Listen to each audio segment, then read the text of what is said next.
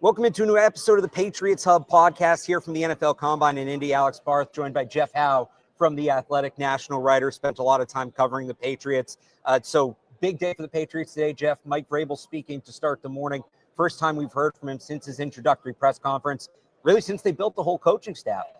What was your big takeaway from Vrabel this morning? That he's going to be blunt and he's going to be aggressive, which really isn't a takeaway. It's just a reaffirmation of everything we really knew about Vrabel's personality. But he is a tone setter, and that's what the Patriots were looking for. And he's going to set the tone at the podium, and he's going to set the tone behind the scenes. And I think similar to Bill Belichick, when he says something at the podium, it's intentional. It's because he wants that message to resonate throughout the building. You know, in season, it will be for the players. At a time like this, he's speaking to the fans who he knows are antsy, and the front office, the coaching staff, that, hey, it's time to be aggressive. They have the cap space. They have a premium draft pick. And now it's time to go make use of all those assets. So when he says we're going to be aggressive this offseason, right? I see people have kind of compared and contrast that with Gerard Mayo last year saying we're going to burn some cash. Mm-hmm. Obviously, Mayo's promise didn't pan out. When that comes from Vrabel, that holds a different weight. He's more comfortable with his delivery because he's done it before. And I don't want to rail on Mayo, but what we didn't know this time last year, and what he didn't know, and Robert Kraft admitted that he put him in a bad spot, is he just wasn't prepared for it. There were a lot of things that he wasn't ready for, and it's hard. It's really hard to be a first-time head coach, and some guys have a better grasp of it and are able to kind of get through a lot of the hurdles, but Mayo had some struggles, and Vrabel has been there. He's done that. He's coached some winning teams.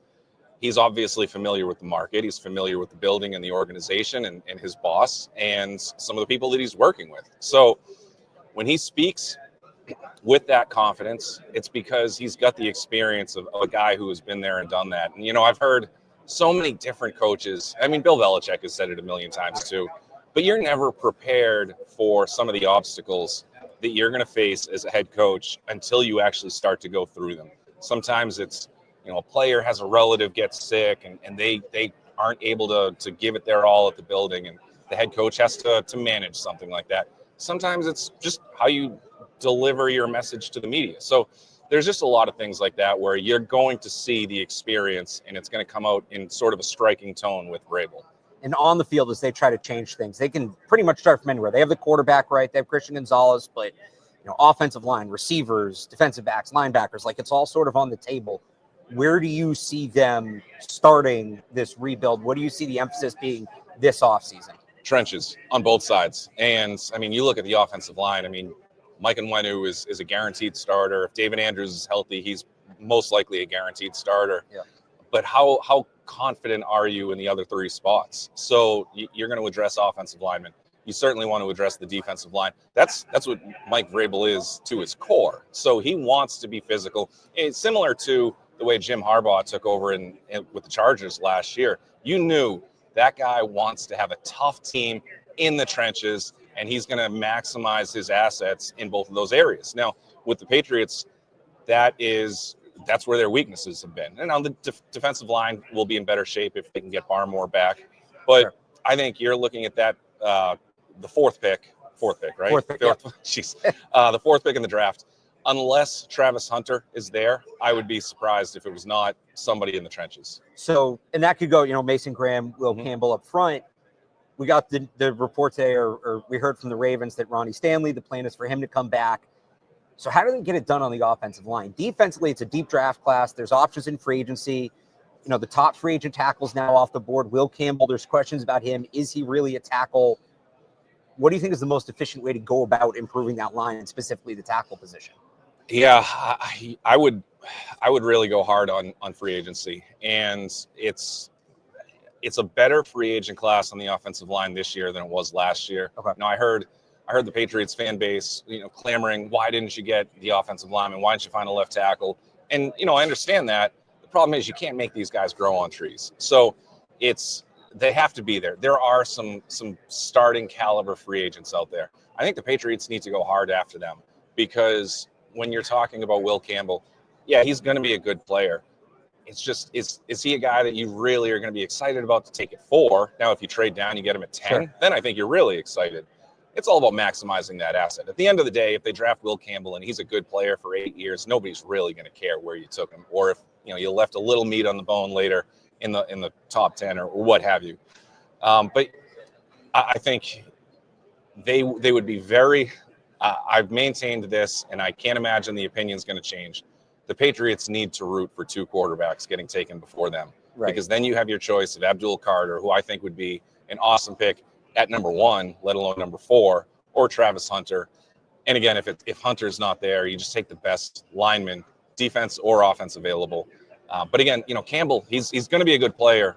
It's just I haven't found anybody who's like, yes, he is certainly a top 5 pick. It's more of like he's a top 10 to 15 type of pick. So if the Patriots end up trading down, because a lot of people have been like, it makes all the sense in the world for them to trade down, but somebody has to be moving up. Totally. Right. And, you hear, well, I'd rather get Campbell at 7 than 4. Well, who's going 4, 5, 6 then to push him to 7, right?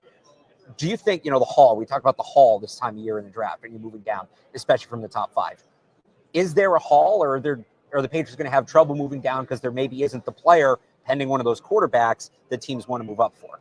I think it's going to be a tougher year to move down than most. And again, that's why it's so important. We'll start with the quarterbacks because that's an easy point. I'm not trying to reiterate or repeat anything I've already said, but you want somebody to fall in love with Sanders or Ward, because that's going to entice them to move up. And, you can also make the argument, well, this team is going to move up just to make sure somebody else doesn't move up to steal them. So that drives a little value.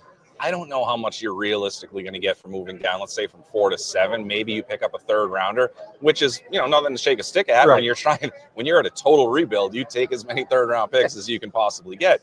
But it's, the other part too is, maybe those 2 quarterbacks go, and then you still have a lot of interest in that 4th pick, because that means Carter or Hunter is still on the board. Right. And you could sit there and say, hey, you know what? Yeah, Carter and Hunter are better players. Let's say once the dust settles through free agency, right? You fill certain needs or whatever, but you still want Campbell. Say, all right, well, this team wants to move up 5 spots to get Travis Hunter that didn't think that it was ever going to be possible. And now you can pick maybe a 2nd round pick, whatever. Maybe it's a 3 and a 5. That's the haul. The danger of losing the quote unquote haul by winning that last game of the season, losing the number 1 pick is, well, that's where everybody who loves one of these quarterbacks is going to try to get, to state the obvious. What do you think the chances are that 2 of the quarterbacks go in the top 3? That these guys can increase their stock enough? I like to say, I never underestimate teams getting dumb about quarterbacks in the NFL. But this year, even compared to 22, where it was Kenny Pickett going in the 20s, like, is there a chance we get 2 of these guys to move up that high? I think it's low. I've done a lot of work on the quarterbacks coming out of the draft. That's usually like one of my primary focuses this time of year. And really, I started back in like October, November. The reason I start that early is when everybody wants to say, oh, well, it's lying season. No, yes, it is. But like, I want the baseline knowledge. So when somebody starts to change an opinion, now I'm like, wait a second, you told me like 2 months ago. So I have not spoken to anybody who thinks that these quarterbacks are really worth top 5, top 10 picks. It's just, they aren't, there's things to like about them. Now, there is a caveat. If Shedeur Sanders blows everybody away at the combine, with the interviews, at the combine, pro days, the 30 visits, stuff like that, and he answers a lot of things that maybe people are concerned about off the field, just total buy-in to football and committing to being as great of a player as possible, then I think Shedeur Sanders is almost certainly a lock for a top 5 pick. We'll see how high he gets. Ward is the guy with all the physical tools, has to make better decisions on the field, throws a lot of balls that, it could have gotten him into more trouble, certainly will against better competition. So teams are just trying to figure out where all that stacks. And then the other part too is you've got Kirk Cousins, who we're assuming is going to be released. Maybe they find a trade partner. I mean, they just said today, if he comes back, it's as a backup. I have a hard time I know they haven't made a decision yet. I have a hard time believing they're going to pay 27.5 or whatever for a backup quarterback. That's just too much to put on Michael Penix. So I think he's going to be released. I assume he's going to be released.